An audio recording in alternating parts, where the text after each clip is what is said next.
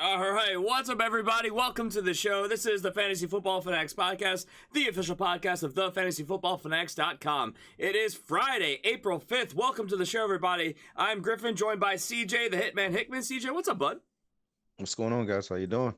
Man, it is another day, another fantasy day. This should be a fun show, a quick show, but a fun show, because we're gonna basically break down and recap what happened on Tuesday's mock draft. If you weren't here, we did our first official mock draft of the 2019 season. Obviously, as I stated in the show, not a lot to put into it. It's really kind of a learning experience and a benchmark to go off from here, because all of this will change. This will be different from a week from now, even a day later, much less down the line after the NFL draft happened. So there's a lot of things, but it's very interesting to track to see how things are shifting. And we're going to break down what we saw, what surprised us, what seemed out of place, and overall just our impressions of the draft itself. So we're going to get to that in just a minute. There's a little bit of news to get to. As always, make sure you guys subscribe wherever you are listening, whether that be on, we're streaming this live on Twitch. Hello, everybody. You can see us waving at the camera. Well, me at least.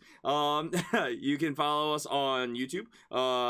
Obviously Apple Podcasts, Google Play. Really, we're all over the place. Just look for the Fantasy Football Fanatics podcast. You will most likely find us. And follow us on all the social medias as well, like Twitter, for instance, at the FF Fanatics. Easiest way to get a hold of the show. We're on Facebook at facebook.com/the Fantasy Football Fanatics. You can help support the show, keep these lights on, microphones recording at patreon.com/the Fantasy Football Fanatics. So really, again, just look for us. You'll probably find us. And with that, let's get into some of the top headlines from around the league. There's not a lot of league-wide headlines, and we've pushed back this conversation a couple episodes because we wanted to get the whole gang here. Obviously, the whole gang's not here. It's just me and CJ today. Jason couldn't make it again. So the rule changes. Now, there are a number of rule changes. Some of them were putting into place a permanent, some rules were temporary. Like, they're trying out rules this year. They made a lot of them official. But one key thing that we definitely want to talk about, besides things like safety, like blindside blocks are being enforced everywhere. It's now a 15-yard personal foul. Experimental thing, like I said, kickoff rules that they tried in 2018 are now in effect full-time in 2019 going forward. The big thing really worth touching on today is a one-year experiment to make the following plays reviewable. Now, this is subject to coaches' challenges before the 2-minute warnings in either half. And then within the 2-minute warnings, it's up to a booth to call down. And this is offensive or defensive pass interference, whether it's called or not. That's huge. We see all these egregious plays that are, or these things that we believe were pass interference, or things that were called pass interference where they completely missaw it. And now it's all challengeable. CJ, what are your thoughts on this? I think it's going to be it's about time. I mean, we saw too many plays last year that came down to defense or offensive pass interference that cost a lot of teams the game. Yeah. A lot of teams that that's your home team, the team that you're rooting for, and we just saw bad plays like that even in the playoffs. And you're just a fan, watching the game. We saw terrible plays like that. So to be able to get something like this to be reviewable, and we already know what was the catalyst to get this going to the moving forward was that Saints versus Rams game. Towards the end of that, I felt like that was the tipping point where it's like, okay, we have to get this reviewable. So I like it. What I'm saying? So we'll see how much. I mean, because you saw towards the beginning of the preseason last year, there was a lot of ridiculous clause when it came to that.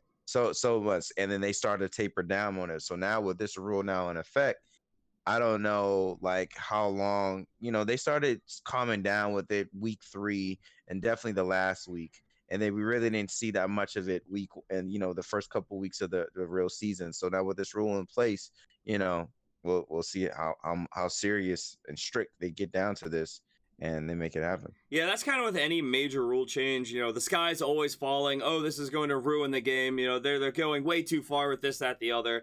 And and we talk about this every year. The officials are told to go way above and beyond, calling every single thing that could fall into the new designation during the preseason, and they kind of into the early part of the year, just so players see they're serious and they kind of get into their system. They usually relax on these things a little bit, and they're going to let the players play, but they calm down. But, some of the rule changes, whether we agree with them or not, that's the case. The thing with the pass interference, this is...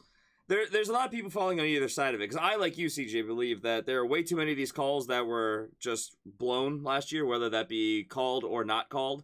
But the thing that a lot of people are really against with this rule change is that people are already saying there's already too many stoppages to the game. If you don't love football and you're not knowledgeable what's going on, people watch it if you're coming from a sport like hockey, for instance, whereas, there's stoppages, but it's pretty fast-moving nonstop. Here we have plays, but then everything just stops and resets, and, we know that that's because they're setting up for the next play. The clock's still running.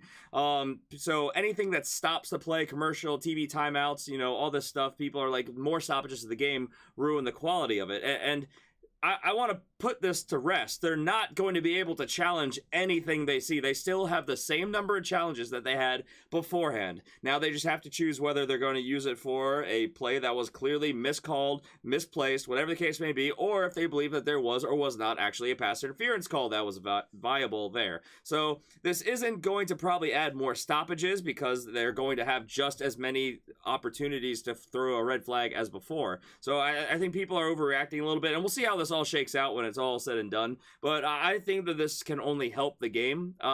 Yes, it might cause teams to throw more flags in general. It might slow down a little bit, but this will be for the quality, and this will make sure that hopefully we will get the right calls. So things like what happened, like you pointed out with the Rams-Saints game, doesn't play out the way that it did. The Saints, should have gotten that call, and Saints probably would have gone on to win the game. So, I don't know. It's an interesting thing to watch. Also, with this rule change, scoring plays and turnovers that were negated by penalties are now allowed to be reviewed. So not just pass interference, but these major things. And any extra point or 2-point conversion attempt is now reviewable. So previously, if it was scored a touchdown or a field goal, you couldn't challenge it. Now you can. If obviously replay showed, they didn't make it, you couldn't challenge it, now you can. So yeah, that's the major rule change. Other than that, there's a couple things about kickoff alterations, and one thing is officials can now disqualify players for flagrant football plays in addition to non-football plays. There's a whole bunch of stuff. But that's the major one that impacts fantasy, and probably the main one people are going to see regularly through the year. So let's move on. Only bits of news worth really talking about today that are at all fantasy relevant to us. Seattle Seahawks quarterback Russell Wilson reportedly wants a new deal by the 15th of this very month of April. That's pretty soon. That's only a couple weeks away. Normally you see these guys say they want the contract before the year starts, maybe before training camp, but here he is saying he wants it before their OTAs begin. CJ, what are your thoughts on this? Hey man, he must be trying to buy a new home, man. Sierra must be trying to do something with that money. That's why he wants it by that exact day. I don't know, man. That's pretty wild, man. I don't normally, we really don't normally hear stuff about that. But I mean, hey, I don't know what Russell, what he got planned with that money, man. Well, I mean, this is a guy who has kind of outplayed his original contract. He got an extension back in 2015. It was a 4-year, $87.5 million contract, which has been great, and he's been great, and that's been through injury with terrible offensive lines and really nothing around him a lot of the time. And he's still gone out there, and he's been good for real life and for fantasy. He's only 30 years old. He has a lot left in the tank. You realize he's only been in the league for 7 years? I feel like at 30, he'd have been here for a while. Yeah, he started late. Feels like it's longer. It feels like he's been here for longer. But he's entering the final year of his contract, where he's got really little to no insurance. I mean, they're not going to get rid of him, obviously, but I mean, his cap hit is $25 million. They can cut him for $8 million. Not a lot of insurance there, and obviously he's a franchise player. He thinks he has earned a bigger contract. Everything's saying that he wants to be another one of these guys who's making $100 million contract, these quarterbacks that get these contracts, and he's better than a lot of these guys who've been getting similar type contracts. I don't think we would argue against that. So I think that this makes sense, and there's been kind of rumbling saying that this has been something that he's been wanting for maybe a little while now, and the fact that it's now hitting mainstream media means that maybe this is his camp trying to put some pressure on the Seahawks. We'll see how it goes, but I mean, I guess the question is, does this get done in time, or does Russell Wilson hold out for a little bit? I don't imagine this is a problem going into the season, but obviously the Seahawks have a lot of other things they're trying to juggle right now, not just free agency. They have a billion holes to fill on their team, but also the NFL draft coming up. So this is a distraction maybe the team would like to backburner. Russell Wilson doesn't want that. So I don't know, CJ, do you think that this gets done in time? Well, I mean, from what I heard, he said that he would not hold out. So, I mean, Okay. I guess that's a plus for Seattle fans and definitely the front office if you can't be able to get it done in time. With these type of players, in the position that they are, and depending on how close they are with the organization, you can be able to work this stuff out. Like, yes, I would like a new deal, but yes, I still understand that. If Russell Wilson is the kind of guy that I think he is, he's not going to just be about, him getting his money because, I mean, look, we can see a situation right over there in New York, man, with Le'Veon Bell. Yes, you're getting your money, but you don't have the talent around you for you to continue to be successful and ultimately get you in the playoffs and go to the Super Bowl. They don't have that talent. Seattle, they don't have that talent. They require more pieces. Now, free agency, they wasn't able to do that. I mean, there's still a couple guys out there that can be nice pieces, but they don't have that blockbuster guy that's still out there they can bring in, and that's going to change everything. So what you have to do, you have to refocus and do it in the draft, which you as an organization have not been able to do recently in the last I mean, arguably, can I say 3 to 4 years? They really They haven't have been not that been good. drafting well. No. You know what I'm saying? You haven't drafted well like 3 or 4 years. So that's something you guys got to refocus. You got to be able to put that around Russell Wilson because he needs talent. The man, you cannot say you're building this offense around an individual and yet you don't bring the proper talent around him to continue to make his career progress as a player. You can't do that. Offensive line, that's been a big need. They've started to do that a little bit, but now we need receivers on the outside that can be able to continue to be healthy and be successful. No shots to Doug Baldwin, but he's getting older. Health is a risk. Tyler Lockett, no shot against him, but you're not going to build. He should not be your number one wide receiver. He's not. He's a Robin. He's a Robin to the Batman in that offense. You know what I'm saying? So it's. I don't want to keep going on and on, but I feel like this organization has to do right by Russell by bringing in the right amount of talent. I think Russell sees that, knows that, and I think at the end of the day, they will get a deal done. It's probably not going to be done by the 15th. So whatever vacation plans, a cross country around the world trip that he got going on with him, Sierra, and the babies, probably put that on hold. But he will get the deal done. Yeah, I have full faith they're going to get the deal done. I mean, he is their franchise player. I honestly don't think they get it done in time. I just think they've got too much else going on, and like I said, they've got they've got so many things that they need to address. Their defense is kind of falling apart. They've let every big name player go. They've got KJ Wright still and Bobby Wagner, and that's really the only names that we like. If you've been following this team for years and years and years, that's still really there. Trey Flowers, I guess, next guy that you would think about, but yeah, this is not the Seahawks defense that we saw a couple years ago that was back-to-back Super Bowls. Offensively, Doug Baldwin, we've been hearing how he's got a couple more surgeries upcoming. They've got to weigh their options at wide receiver. Tyler Lockett is obviously there, but besides that, I mean, Will Disley coming back from injury, that could be something. They lost Luke Wilson. Rashad Penny's got to prove himself with Chris Carson. They lost Mike Davis. So this is a team that's got a lot that they need to get done. And again, I think they get this done by the beginning of the season. They don't want him to go into his final year on his career regardless. They're going to want to lock him down now before they're not going to let him hit the open market. Let's go that far because, I mean, come on. He's going to get a record-setting contract if he does. Some team's going to scoop him up. So, yeah, this gets done. I don't know if it gets done by the 15th, but I think it gets done. And the fact that he said he's not going to hold out, I think, is assuring, but it's going to not pressure the front office the way that maybe his camp wants it to, if that's in case the situation. But let's move on. Currently, I should say, retired wide receiver Jordy Nelson would reportedly consider a Packers reunion. If Green Bay was calling, if Aaron Rodgers said he needed him, apparently his agent and members of his camp are saying they could definitely see him coming out of retirement and coming back to football. So that's just something interesting to watch. I think if Jordy Nelson reunites with the Packers, if this is like a mid-season acquisition because players went down, I think he's definitely worth a waiver wire claim. I mean, we've seen decline, but we've also seen this crazy just connection that he's had with Aaron Rodgers over his career. So, I mean, I would expect to get him as maybe a flex-worthy player at that point. So we'll see. Just something worth monitoring.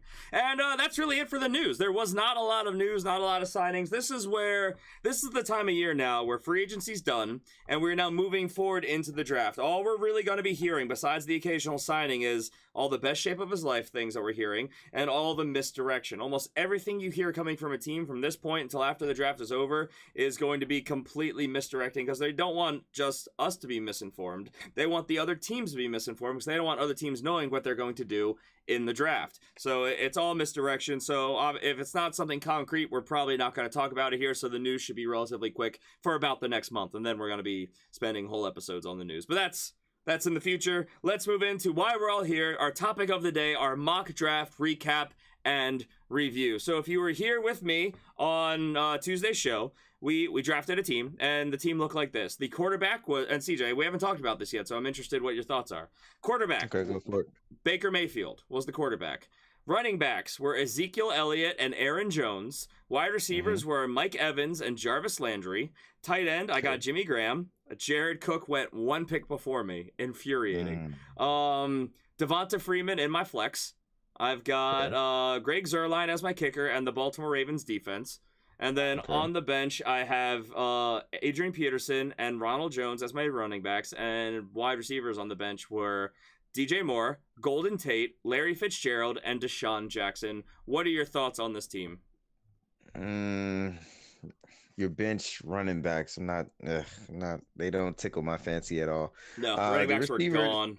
They were gone. Receivers on the bench. I like it. There's a couple guys I can definitely see you be able to plug in, to cover your starters. But your starters, I like the starters. I like the starter unit. I saw where Baker went. That was great. I mean, getting him in that round, that was really good. And then 7th round. Yeah, that's money. And the rest of your team, of course, you're gonna get the Baltimore Ravens. I understand. Had to. Had to Best get. defense in the league last year. Maybe solid. I think overall, I think you have a solid team. I'll give you B+. B+. The mock draft software gave me an A-, which means my team has to be terrible, right? We've learned that. Oh yeah, that's terrible. That's awful. That's bad. That means this team is gonna fail. If you had better running back on your bench, you get A- from me. Well, I went running back in 4 of my first 3 rounds, which is why I kind of had to punt running back for a while because I had to play catch up on wide receiver, and then I did something very uncharacteristic for me. My draft style. I drafted a quarterback in the 7th round. I usually wait until double digits or the 9th round at the earliest. But Baker Mayfield there was a quarterback run going on. Baker Mayfield, who I have as a top 6 quarterback, he was there staring me in the face in the 7th round. I knew he was gonna go before it was a long turnaround before I got to draft again. I had to pull the trigger. So I just had to push backup running back that much further because I didn't even have a 3rd wide receiver at that point. I didn't get my 3rd wide receiver. Oh, no, I did. I had just got my 3rd. I didn't have a bench player yet. So, because I could toy between Devonta Freeman and at this point, it was DJ Moore as my flex player. But because of this, I have really top tier elite running backs. I have Ezekiel Elliott. We all agree he's a top 3 running back. Aaron Jones, which is going to be in a much better offense, and especially I expect him to get 75% of the touches, if not maybe more.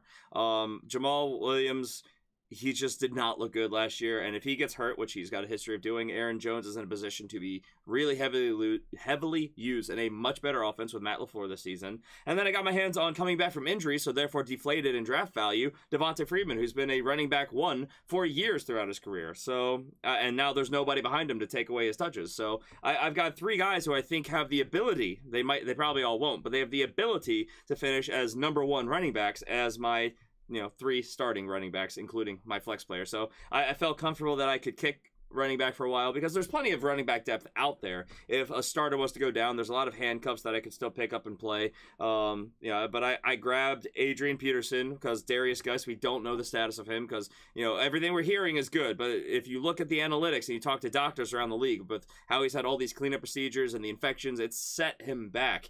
A lot of people aren't expecting him to be 100%. I mean, obviously coming back from that injury, he probably wouldn't be anyway in his first year, but they're not expecting him to be truly 100% ready to go by the beginning of the season. Of course, the Redskins are saying differently. So I got Adrian Peterson, who was very good last season, running back 2, and Ronald Jones, who under Bruce Arians, who I think will know how to use him in space creatively as a lateral guy. He's not ever going to be a north-south guy. He's way too small for that. But I think that Bruce Arians could get flex-worthy, maybe high-end running back 2 potential out of Ronald Jones, and maybe he gives you a big week from time to time. So, I mean, he might not, but, I mean, what do I care? I got him in the...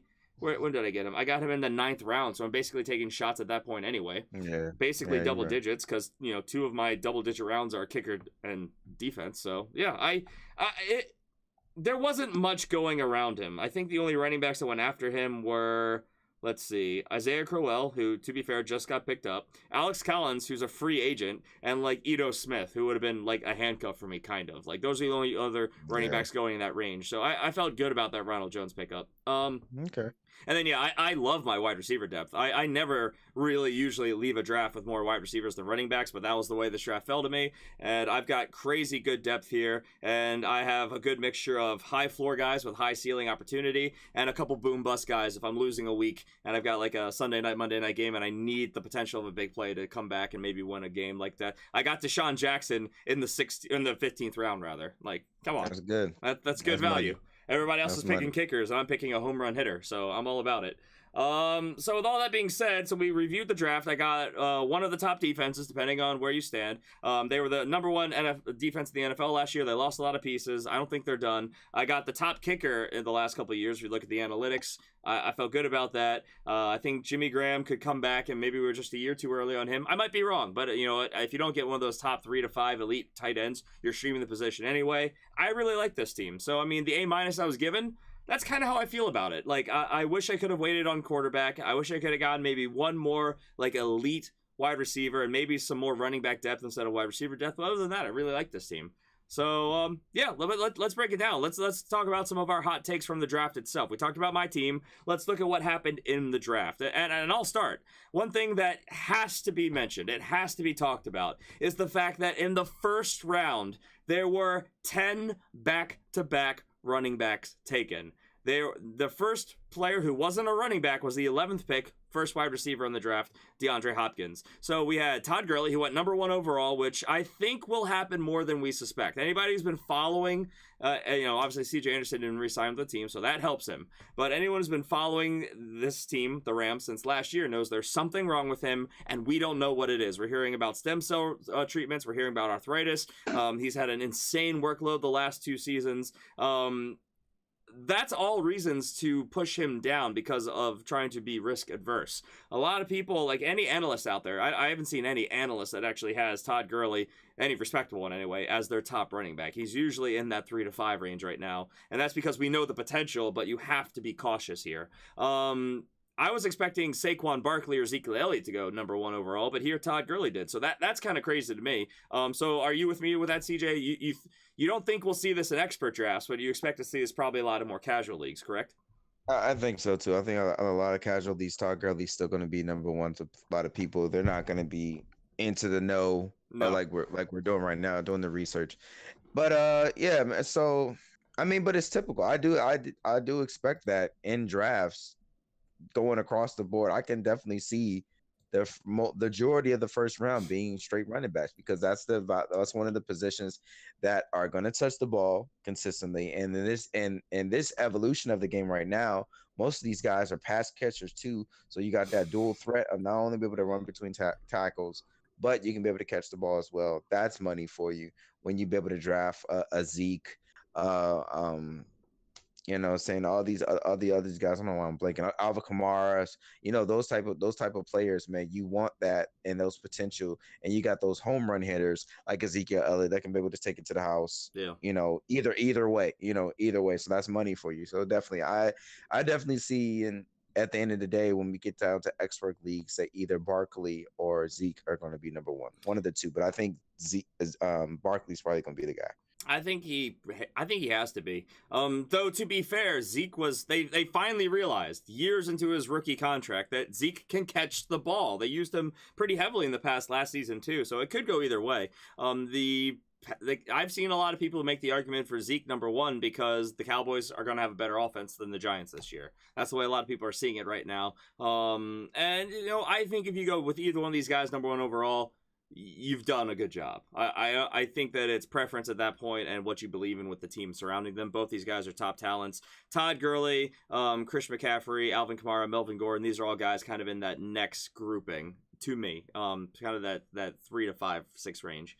But so to break this down, I actually have an interesting question for you here, CJ. So the way the draft went, Todd Gurley was first, Saquon Barkley, Ezekiel Elliott. Maybe not in that order, but that's what we'll probably see a lot of. Christian McCaffrey, Alvin Kamara, Melvin Gordon, James Conner, Joe Mixon, David Johnson, Le'Veon Bell, 10th. Now, that's pretty interesting run because you have some serious talent and potential at the back end of that running back run. A couple guys there that have finished as the running back one overall, and guys that we think, if given the right circumstances and surrounding talent, could be that guy again. So my question to you, CJ, is where would you rather be in drafts right now as we're kind of breaking down an early mock draft in the beginning of April? Because we've had this debate in years past. I don't know if we've ever had one with Jason, but I know you and I have. Would you rather be at the beginning of the draft or at the end of the draft this year? Because would you rather have a guy like maybe sitting third like I did and maybe get like a Todd Gurley, Christian McCaffrey, and then maybe a Juju Smith-Schuster, Mike Evans kind of combo? Or would you rather get a, 9th, 10th round pick or a positional pick and get a David Johnson and maybe like an Odell Beckham Jr.? What would you rather do here in 2019? 2019 for me, if this is outside of the number randomly getting picked to me, and I know where if you could just choose your draft spot, like I could just choose my draft spot. For me, I normally like going either middle or towards the end of drafts because I feel I like that turn. I like that quick turn when it comes to me after my pick. So I make my pick. I don't have to wait a long time. I mean, look, there's benefits on both sides. Just me personally, I like to do towards the end. I can be able to. I mean, typically I do auction leagues. So most of the big names I put out there, I know guys already know going into drafts.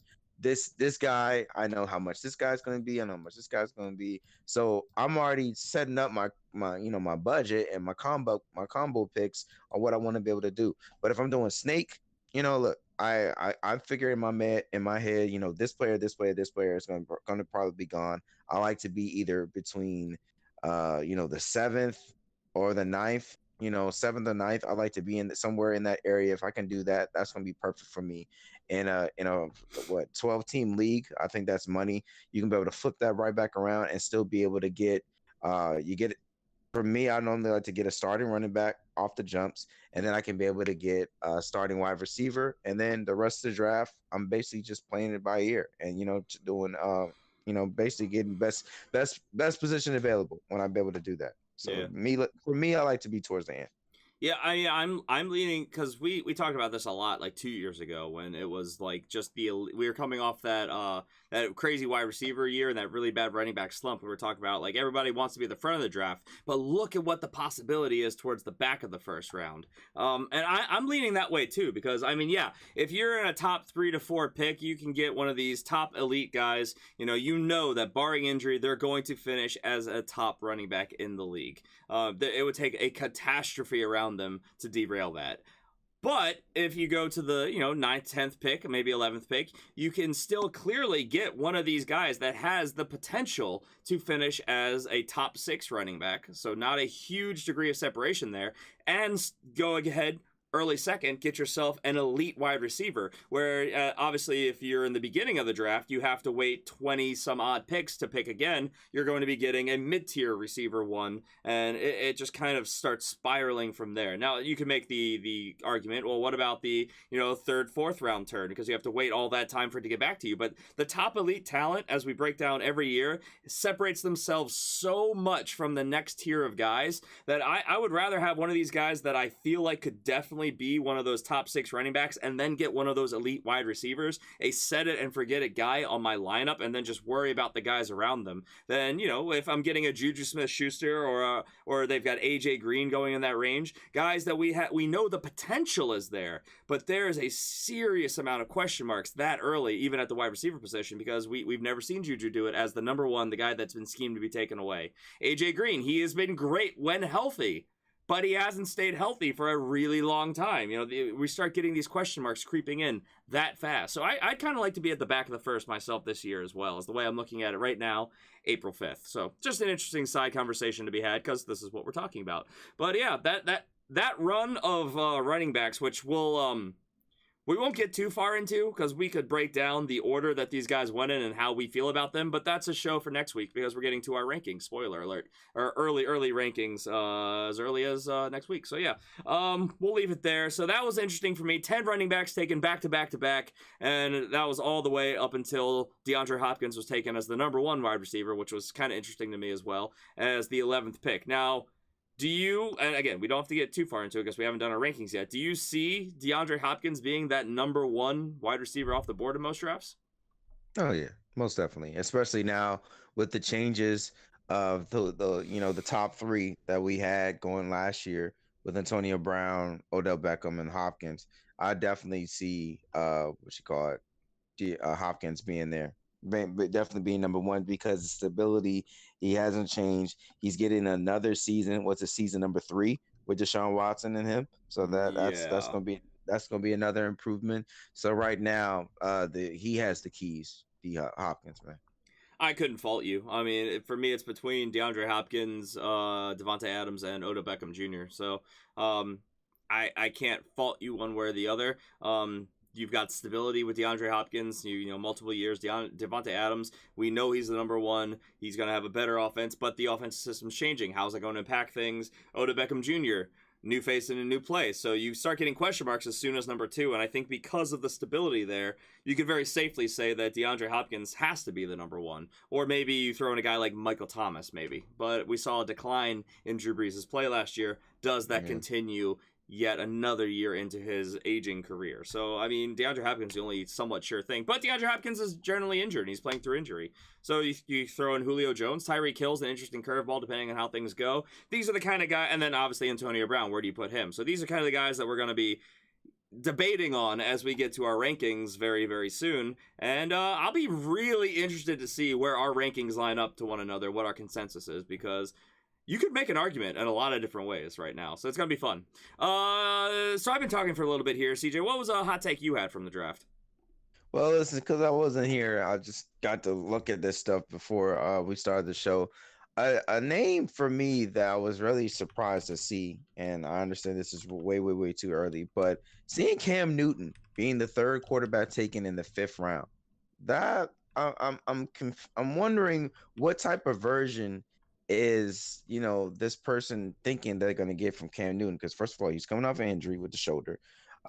He didn't look that hot going towards the end of the season because of the injury. And now what's been perceived and been talked about in Panthers camp is that they're going to try to take a lot of pressure off of Cam by using their running backs, quick game in the passing, trying to take away from him, which is his moneymaker, is his legs, so he doesn't get hurt. So there's a lot of things I feel like that are appealing to say no to Cam, especially the 5th round, which is really early for a quarterback. That there was a lot of other names, and I'll get to that later on. I mean, I probably should just combine them too. But my other point what about the quarterbacks, was I saw great value between the 6th and 7th round.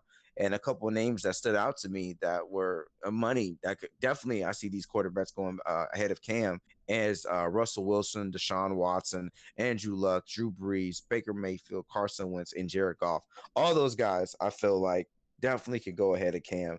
I'm not trying to bash or hate Cam, but I'm just saying going into a season where he's coming off an injury, don't really know if he's going to be 100%. I understand he's switching his diet around, everything like that. He's going vegan and taking all this other stuff, but I'm just going off your play what you did last year, Cam. Right. Last year, you brought a lot of concerning things to me, and those things were, you was going to have to change your game. You can still be able to run and stuff like that. All that stuff is in question right now because I feel like all those things that you did years prior are starting to catch up on you in your body, and you're going to have to adapt your game. So third quarterback taken in the 5th round, that's really rich for me just looking at this. Let's not forget he also lost Devin Funchess, one of his big red zone receivers. So, and so to give you a kind of a look behind the curtain right now, this isn't final at all, but right now I have Cam Newton as my fringe number 12, number 13 quarterback. So I can't fault you for that. I can't fault you at all for that. Like, I can't take him over guys like obviously Aaron Rodgers, Patrick Mahomes, Andrew Luck, Deshaun Watson, Baker Mayfield, Russell Wilson. Those are my top 6 right now. Looking at my rankings right now, then I've got kind of in no particular order because I'm still kind of tweaking it. Drew Brees, obviously, though we saw a decline. Maybe it was just the way things were going that year. We'll see if he turns it around. Carson Wentz coming back. I expect great things. Jared Goff, despite what happened in the playoffs, great regular season. Phillip Rivers, Matt Ryan, and then I'm kind of between Cam Newton and Tom Brady because we saw Tom Brady on a decline. So that puts me 12-13 right there. Can you make an argument for Cam going over any one of those guys? I can't. No, not as you stand right now. You look, and you gotta look when you go quarterbacks, man. You gotta look at not only the person, the position, the ability of that guy, but the surrounding talent. Yes, Cam Newton, he is phenomenal when healthy. When everything is clicking, he has the ability to be able to run. He's a big body. He can make red zone. He is a money magnet for you because he uses his body, puts it out on line. But that stuff is starting to catch up to him. So, okay, what else is around him right now? Christian McCaffrey. And that's pretty much it. I mean, so it's like that right there. It's not enough. There's not enough talent around this guy to justify this dude going into the, going to the 5th round, being 3rd quarterback selected. And for your rankings, I definitely can see him. I mean, I can see him drop even lower in your rankings, to be honest. 12. There's probably a lot of other people on that list, that top 20 list, that warrants them being able to push up and Cam going down just because around the rounding talent around them. And, I mean, I know we have our differences about Derek Carr, but I can see Derek Carr on your list higher than Cam Newton. Yeah, Derek Carr I've got as a mid-range too right now, but I mean, you could make the argument because like guys are hot on their heels. Yeah. Like, what about Jimmy Garoppolo, Jameis Winston with Bruce Arians, Kirk Cousins in his 2nd year in Minnesota? As much as I may not like it, Lamar Jackson, it's fantasy points running those touchdowns in. Ben Roethlisberger, downgrade of talent around him, still was pretty darn good last year. I mean, these are all guys that are in that mix that I'm just like, how do I make this argument for Cam Newton, who has been a running quarterback, who's getting older, so he's not going to be able to run as much, at least not successfully. He's getting banged up. He's not a great pocket passer, and his only weapons are DJ Moore, which obviously in his sophomore year we're expecting great things. I mean, he looked really good last year. And like you said, Christian McCaffrey, who they're talking about downgrading his usage because it's an unsustainable workload for him, especially as a smaller back. I mean, who his number 2 wide receiver is right now? Torrey Smith, at least as I'm interpreting it. As a guy who watched Torrey, no shots for Torrey. He won both of us Super Bowls. He got us both Super Bowls. Okay, he didn't get us both. He was on your team. I mean, he was on the teams. He was on the teams. He was more instrumental in my team's run, but I mean, still, he has been nothing if not inconsistent throughout his career. His main thing is that he's really good at calling, or drawing, I should say, one of those defensive pass interference calls. He just tries to run past people and trying to get somebody to tackle him as he's running past them. That's really what he's best at, because he's not the fastest guy in the league, but he's a fast guy. So hands, so ball control and placement. And I mean, yeah, he's a decent number 2. He'd be a better number 3. But I don't see a guy, Curtis Samuel, maybe, who might be in the conversation for maybe that number 2 spot, but I don't. Yeah. I don't see it. And then, tight end Greg Olsen retiring, and Ian Thomas, I guess, is their starting tight end now, I would imagine, who's been okay. I think so. Yeah. I just don't see. I haven't seen enough from DJ Moore from me for him to be a true number one in that offense. No, I agree. So I haven't seen enough. I think he's a number two right now at best, because that's all I've seen of him right now. He might have the potential to break out and be that guy, like we're saying from Juju, what we're expecting from Juju for him to be that number one guy. I mean, but we've seen more from Juju than DJ Moore. I mean, that's just what it is. But it still doesn't justify Cam being that high. It still doesn't. That's not enough for me. I mean, I can't. Okay. Well, we're spending too much time on this, but yeah, Cam Newton being the third running back taken off the board, that's just crazy to me. So we'll move on. An interesting thing that kind of stood out to me, speaking of quarterbacks, staying on that conversation point, was Patrick Mahomes, who we're seeing nothing but him going as the top quarterback off the board. Hard to make a real argument against it because he was the number one quarterback by a large margin last season. People are hoping that's the trend going forward. I think that if you really break it down, you could really make an argument against it because, regression back to the norm, unsustainable pace, loss of talent around him with Kareem Hunt and possibly Tyreek Hill. Tyreek Hill, thank you. I don't know. It's a conversation for another day whether it should be him or Aaron Rodgers, because Aaron Rodgers has the track record. But the thing that really kind of was interesting to me is that Patrick Mahomes, we've been seeing in a lot of mock drafts going in the second round, which is way too early. I mean, I think it's way too early to take a tight end in the second round, but we saw Gronk make it into the first round for years. So, again, another conversation for another day. But yeah, he fell to the third now. So is this, I think, people coming down off the hype from the 2018 season into the more realistic, oh yeah, this is a fantasy football draft, I've got to be smart with my round value? Or do you think that, this is just the way it landed in this draft and he's going to probably be taken crazy early in the second round? What are your thoughts? I don't know. I think a lot of people, and justifiably so, because we just haven't seen it. We still haven't seen a rookie quarterback have a great, phenomenal rookie season and then translate that into a sophomore season and continue to build off of that. His essential rookie year, yeah, because he only played one game his first. Oh yeah, rookie year, true that, yeah. So we still haven't seen that. So I mean, justifiably so. I see people being cautioned, scared of the unknown, of the possibility of a bust. So they're being cautious. So I can make an argument for both, because for me, Patrick Mahomes, phenomenal, absolute phenomenal last year. Everybody knows that, and I feel like because he's with Andy Reid, and yes, you have the departure of Kareem Hunt because of the off the field issues, and yes, you have the possibility still with Tyreek Hill. Pending, don't really know what's going on there, but this is still an organization that has good picks still going into the draft. There are some very sneaky, underrated wide receivers they can be able to bring in to be able to, this for speed guys. There's one dude, Brown. I'm trying to remember his school. I think it's Oklahoma. He has that speed. He can be that burner guy if they want to be able to put a pick on him. You know what I'm saying? So there's other things. There's other places that I can see Patrick Mahomes still be able to be a value, and there won't be too much of a drop off, because you saw his game. His game is not a guy where he has to force feed one particular person. He's not a Ben Roethlisberger where he has to force feed the ball. When Antonio Brown was there, he's not a guy in Eli Manning where he has to force feed the ball to Odell Beckham when he was there. He's a type of guy. He's a type of player similar. I mean, people probably shoot me for this. Similar as to Nick Foles from what we've seen recently. Nick Foles in the field of these offense, he didn't force feed anybody. He just threw to what he was open. Yeah. Patrick Mahomes, he's that type of player. He's not going to force feed anybody unless you're killing him like Tyreek Hill was doing multiple games.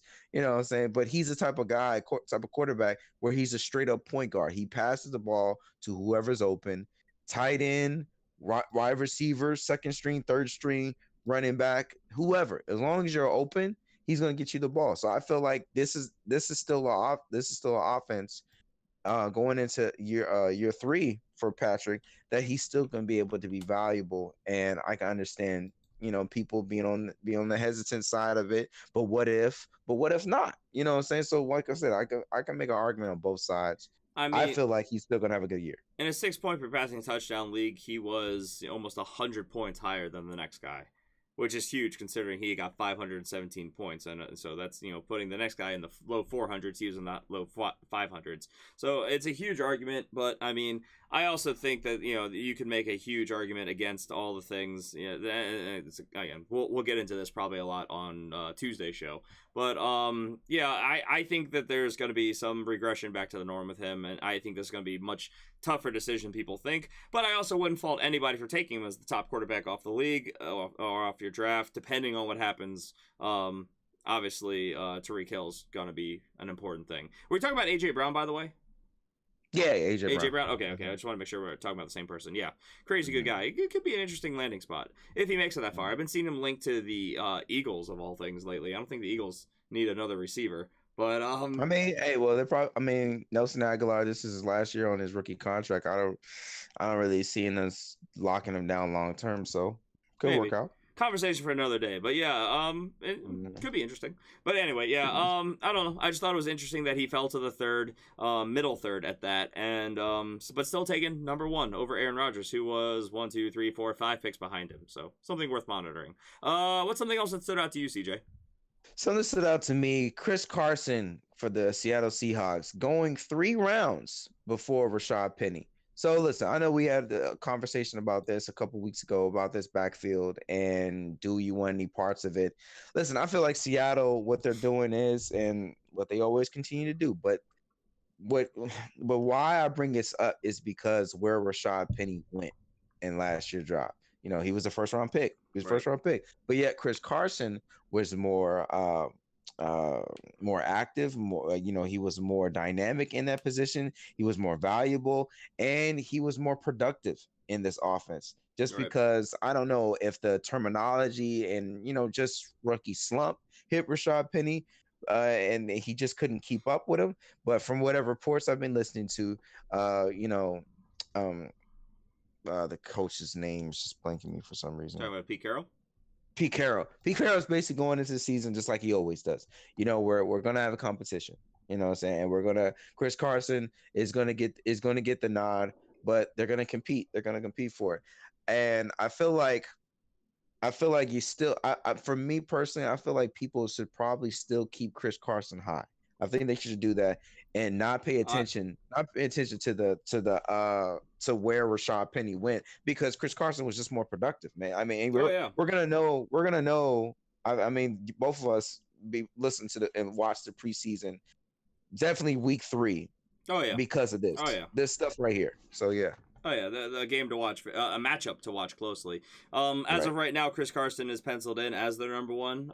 Last time I saw the depth chart, and yeah, Rashad Penny, a guy that, and Jason and I broke this down a lot after the draft happened last year, even before the draft. This is a guy we saw going as a fringe second, third rounder potentially. And then the Seahawks overdrafted like crazy in the first round of all things, and they moved up to get him, if I remember correctly too, which I don't follow at all. You can get into their needs at the time, the narrative behind it, whatever the case may be, but this is not a guy any analyst that I saw anywhere had as a first rounder. So we all thought this was a guy, it was a blown pick, and then he didn't live up to it. He did not seize that opportunity, that job at any point during the season. And yeah, Chris Carson looked a lot better. Mike Davis looked better when healthy last year. I mean, CJ Prosise even at times looked pretty decent. So it's one of those things where they have serious draft value in the guy, so he's going to get every opportunity, but you also know that you have a head coach in Pete Carroll who doesn't care about that stuff, and he's going to go with the hot hand. And if this 2019 is more or less like we saw in 2018, I see no way that Rashad Penny is the starter. I see him as the backup. Chris Carson's probably the starter, and therefore this 3-round split kind of makes sense. So, I don't know, something worth monitoring, and we'll see. We'll move on. Something else to monitor, a guy, again, this was interesting to me, and we talked about this a little bit, so we won't spend a lot of time, but me grabbing Devonta Freeman in the 4th round. Now, I don't remember how you feel about Devonta Freeman value-wise, but I think even you have to agree that that's crazy good value, right? That is. I mean, this is starting running back in a system when healthy. He was absolutely a beast. He's I felt like he was definitely working towards the contract that he got a couple years ago. And it's just as organizations, I understand. I mean, they fight against this because on the typically on that new deal, the person either doesn't live up to it or they get hurt, and that's exactly what happened to Freeman. I mean, he was working towards making earning that money, but then he got hurt, and so and he just hasn't been right because he was hurt, and then they had to shut him. They had to shut him down, and now here you are. So I mean, when stuff happens like that, and you got to take that into account. A lot of people forget about that. They forget how good that person was the year before and what they did. And oh well, they got a new system coming in. Well, yes, yeah, they have a new system, but still, you have a starting running back in that system. You know what I mean? So that's something you don't have to worry about. You don't have to worry about Tevin Coleman anymore because he's gone. And Smith, he's just going to be able to spell Freeman, but Freeman's still going to be the lead guy. So if this was an actual real draft, you won that round. Fourth round, the fourth. I mean, that you won that because once again, you have another starting running back. I felt good about it. I mean, I feel like people are gonna be sleeping on Freeman, man. And however long it goes, in expert leagues, I mean, he's not gonna go that far. But casual leagues, to see how far he goes and whoever drafts him, and that is, their second or flex player. Oh, that's money. That's money. Whatever that round is. Yeah, I don't know. And again, we talked about this quite a bit already, so we won't spend too much time. But yeah, I think recency bias is going to really push him down, and I would not be afraid to jump on him. Yeah, he's had injury problems throughout his career, but if you can get a guy who has the potential to finish as a running back one, and decent, probably mid range in that range upside, and you can get him in the late third, early fourth, I'll take that all day. That's great value because that means I can get an elite running back, probably one or two really good wide receivers, and get myself a guy who could be my running back one as my running back two at the least. So all about that. Odell Beckham Jr. was the fifth wide receiver off the board. That was interesting to me because I have him as my top three. I think this is probably people not being sure about the new face and a new place type thing. Does this shock you at all? No, it doesn't. Out of the two, and we talked about it before, out of the two between Odell Beckham and Antonio Brown, I feel a lot better about Odell Beckham versus the Antonio Brown situation, just because of you saw the maturity happen with Freddie Kitchens in the offense, working with Baker. You saw him continue to progress, and now you thinking now you put him in you put more talent around him with the Odell Beckham there to have not only be able to help out Jarvis, but he's helping out the running backs, he's helping out the tight ends. So Baker, he has the keys to the car to this offense, man, and it's to the point where he's definitely going to be able to progress and be a great great quarterback. I mean, there's nothing. There's no excuses. Shouldn't be for this second year to be able to progress. And Odell Beckham, man, I feel like him and Baker, because of if you watch the press conference between these two when Odell came there, you saw the chemistry already starting to build between those two right there. So I think this is already instant money. We just can't wait to see it, especially when we start to get into even the earliest OTAs. We start to see those little glimpses of that going on, especially getting into training camp. And when we get into preseason, oh man, they're not going to show everything, but we're definitely going to starting to see glimpses of how good these two are going to be. I'm worried that I'm going back on something that we always say, which is that new face, new place. And when we talk about that, 90% of the time, 9 times out of 10, we're right about it. We get too excited, we overinflate the possibility, and then we are a little bit upset with the value that we assign to somebody or the return on value that we get on them come season end. Usually we're a year too early. They need that season. True. But Odell Beckham, I'm gonna talk myself into it now. He's too good. He's going from the Giants to the Browns, where he's got a super friendly, wide receiver friendly offense with Freddie Kitchens, kind of air raid-ish offense. really, really good fit there. I like that a lot. We have Baker Mayfield, which I think is an upgrade to Eli Manning. Great surrounding talent, which will make them have to respect those other weapons around the field, which will only help Odell Beckham Jr. I mean, I think that there's enough positive pros here to outweigh the cons that at the very least, if we break even, we're still talking about a guy who we're always taking as a top 3 wide receiver anyway. So why not take him as a top 3? It's getting him as the 5th wide receiver off the board. I'd be excited about that because that means to me, he fell to me. So I don't know, it's just something worth noting. And we'll talk about that more, I'm sure, coming up soon. But let's pick up the pace a little bit here. Give me one of yours, CJ. One of mine's this is another thing. This is maybe to piggyback off how you felt about Devontae Freeman. When I saw that Jordan Howard is going in the 6th round, money, man. Listen, that's gonna go now, up. Look, though. That's gonna go. Yeah, up. it's definitely gonna go up. It definitely should. Why? Because I feel like it's recency bias. Recency bias. You saw the success of the Bears last year, and you saw that yes, they were winning, but you didn't see him a part of that much. You saw most likely Tariq Cohen. Yep. So for some reason, I'm thinking in people's mind where they're just like, oh, Jordan Howard's lost a step. He's not that guy anymore. No. Take last year out of account and look back those 3 years that he's been in the league before that, man. You saw that this guy finished 3rd behind Todd Gurley and Ezekiel Elliott. Yeah. Like, come on, those are great names. Those are the guys that we're talking about first round running backs. And this dude's right there in the mix. In the 6th round, Jordan Howard, and now he's just been, I know you guys broke it on Tuesday's show, traded to the Philadelphia Eagles. In that offense, no stack boxes when he goes to defense because the offense is too much. It's too much talent going around. You can't focus on just Jordan Howard because you're going to get burnt on the outside. You don't want to get burnt on the outside. So defenses are going to be at their wits' end and trying to defend this Philadelphia Eagles offense, man. Got a good offensive line, pro football focus, had them top 5 a couple years ago, man. That Super Bowl run. There's a lot of changes since then. Not that much. I mean, you got a guard in Isaac Salmala. He's taking over Steve Wisniewski. Brandon Brooks, yes, he's coming off an injury, but he should be good and healthy before the start of the season. Jason Peters coming back. Jason Kelsey got extended. So your nucleus is still there. Fair. You know what I mean? This is going to be good.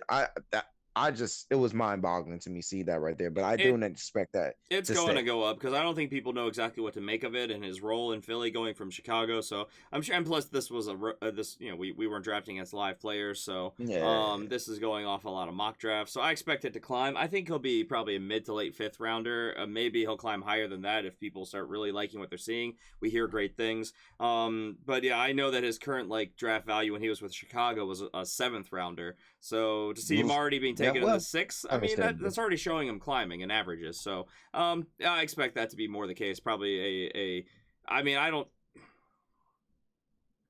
he's shown regression in each one of his years, but he was also in Chicago. You could make an argument. I could see him going in the 4th round. I don't know if I would take him there. I'd be happy to take him in the 5th. 6th, I'd be ecstatic. So there's something to point out.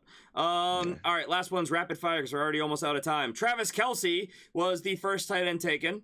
That's no surprise. The main competition, really, I mean, there was Gronk, who's retired, obviously. There's obviously Zach Ertz, who was not that far behind him. George Kittle, and then really interesting, Hunter Henry, then O.J. Howard, then Evan Ingram, and then Austin Hooper, and then Eric Ebron. What is Austin Hooper doing up that high?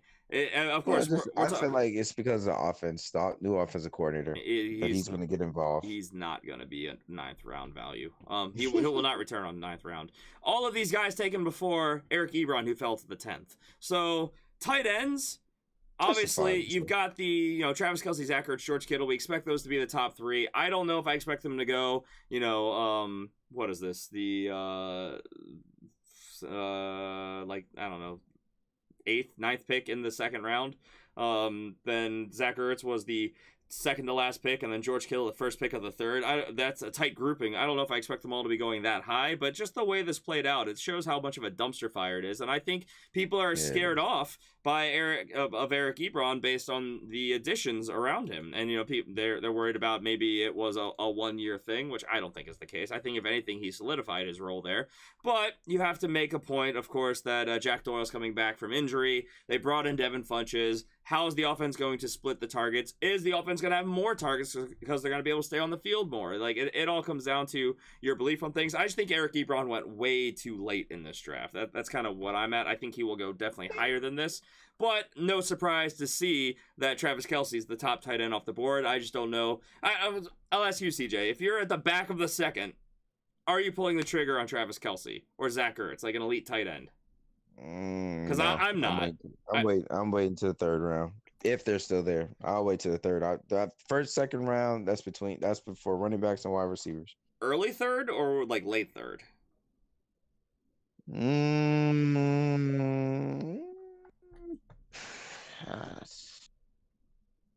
I'll go early third. See, I don't, you know me. I wait on. I know. quarterbacks and I tight already ends. know you, but and the reason why is because we both know how trash the depth is at this position.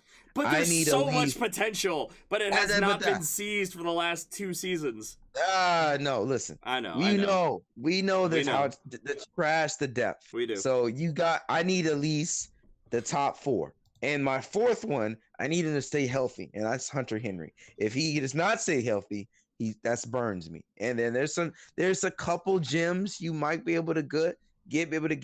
Jared Cook in New Orleans, right? Evan Ingram with the Giants. The potential of the Patriots picking up a rookie tight end in the draft and be able to get him, the kid out of I forgot his name, kid out of Ohio. University of Ohio. Are you talking about a draft? Iowa, yes. University of Iowa. I'm trying to. I'm gonna get his name. And which position was it? Talk about it's tight end. So his name. It'll come to me. It'll come to me. Keep going. Yeah.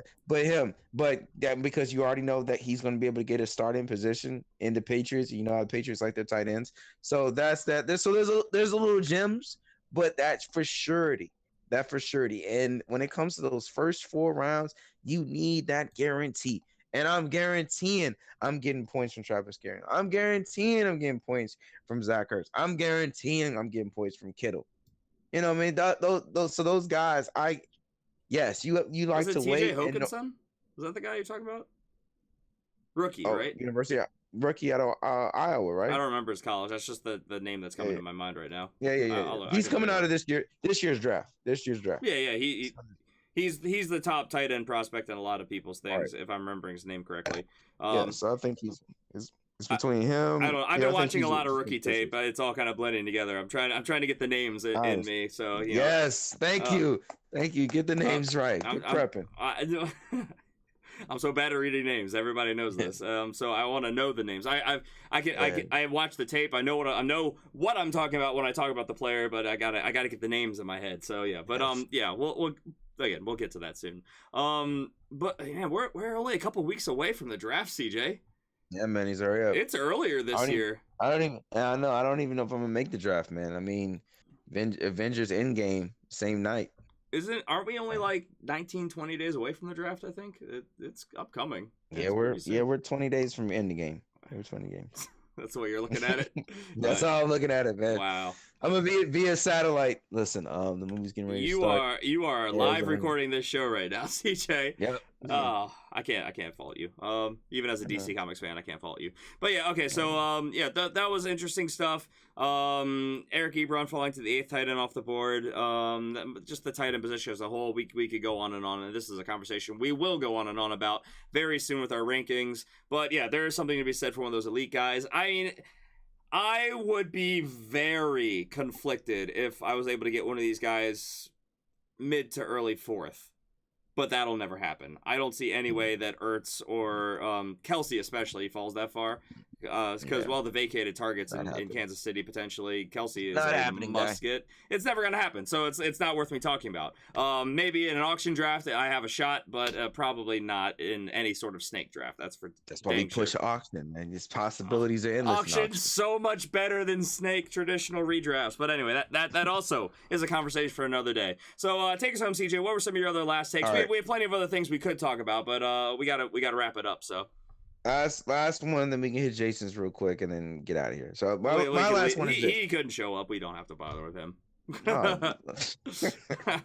right, my last one is this, man. Look, 43 wide receivers was taken before Devin Funchess. Whoever that was, whoever picked that guy in the 9th round, that's a very sneaky good pick. Look, we both been talking about Devin Funchess and the possibilities he has with Andrew Luck in this offense.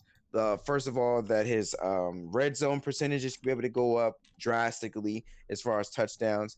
The ability that he has a better quarterback as far as be able to get the ball down the field, accurate.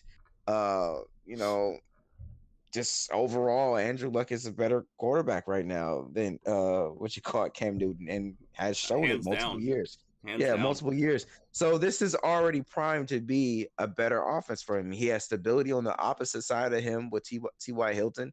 All they have to do right now is probably improve the running game. If they can get that going on, that can be able to get more stability there.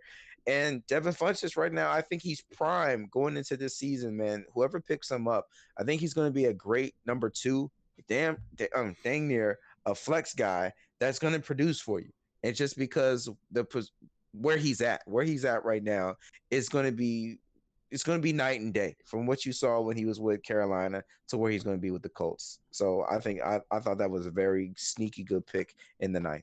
Yeah, if you went back and listened to the show, I remember this dilemma because I really wanted to pick up Devin Funchess in the 9th round, and the only reason I didn't is because I didn't have a single bench running back at that point, and we were a round away from double digits, and I had to pull the trigger on a running back prospect. Yeah. Otherwise, I totally would have grabbed Devin Funchess. I think that he's easily going to be a flex-worthy wide receiver with definite wide receiver 1 upside when it comes to maybe not week to week, but he's going to give you those games. I think end of the season, he has the potential to land you as a wide receiver 2, and if I can get him in the 9th round, holy crap, yes. I'm all about that. He doesn't have great separation speed, but he is fast. He's got great body control. He's good at boxing guys out, great hands, huge guy, big wingspan. I mean, he's going to get touchdowns. That's just going to happen. I guess, okay, so quick hit, Jason's thing. He says he doesn't buy Davante Adams as a second overall wide receiver because, as we said, it was DeAndre Hopkins, Davante Adams, Michael Thomas, then Tyreek Hill still went, and then it was Julio Jones. Odell Beckham was the 6th wide receiver off the board. That's great, but Jason's not here to tell us who he would take over him, so that's a conversation for when we get to our wide receiver rankings in like a week and a half, so we'll say that much. So, that's going to do it for us today, though. I mean, we could break this down pick by pick, round by round, and we could spend hours talking about this draft and what happened and how we would have done things differently. But at the end of the day, it's a mock draft. This is going to be completely... If we were to hit redraft and draft from our exact same number 3 overall spot, our team would have been completely different if we did it again and again and again, because this would have gone differently every single time. So we can't dwell on everything. It's just these are some of the things that really stood out to us. If you guys please go back and listen to Tuesday's show. You'll hear every pick as it was done, and you'll be able and you can watch the video. If you go to Twitch, you can watch the replay. If you go to YouTube, it's going to be uploaded, and you'll be able to see the draft as it happened live. You can see if you have questions about certain players, where they went, and even my hot takes on them as we were going through it. It's different every time, so there's no point in dwelling on every single pick, especially in April when we still don't have a lot of free agents signed, because a lot of teams who have visited with teams, they're waiting for the NFL draft because we still have to wait for rookies to be drafted. So all of this will be different in 2-3 months as we're really ramping up for draft season. So as of now, these are hot takes, things that stood out, things to monitor moving forward, but no point in really going much further than we have already. If you have any questions about anything, let us know. Comments down below. Send in your questions on Twitter at the FF Fanatics. Easiest way to get a hold of us. You know, there's lots of things that you can do, ways to reach us, and we'll be happy to talk about it. But for us, that's kind of where that's all the initial things I had. Unless I want to deep dive more. CJ, did you have anything else you wanted to talk about here from the draft?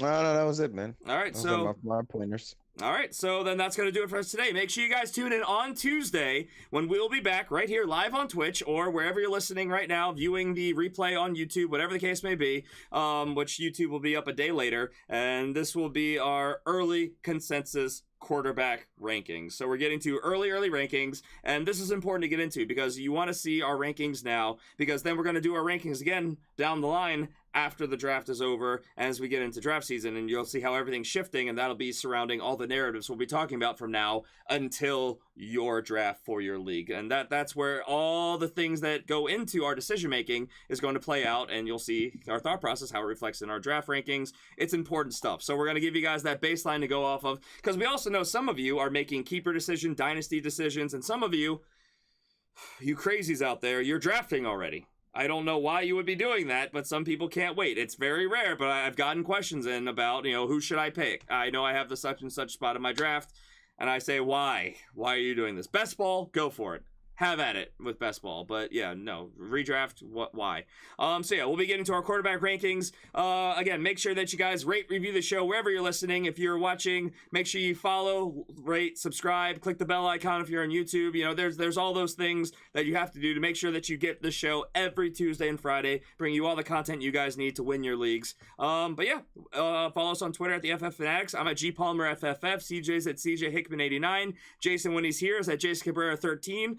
And yeah, any parting thoughts before we sign off, CJ? Hey, man, you guys have a good weekend. Stay safe, and we'll see you guys on the flippity flop. On the flippity flop. All right, guys, take care. I'll see you later. We will see you later. Bye, guys.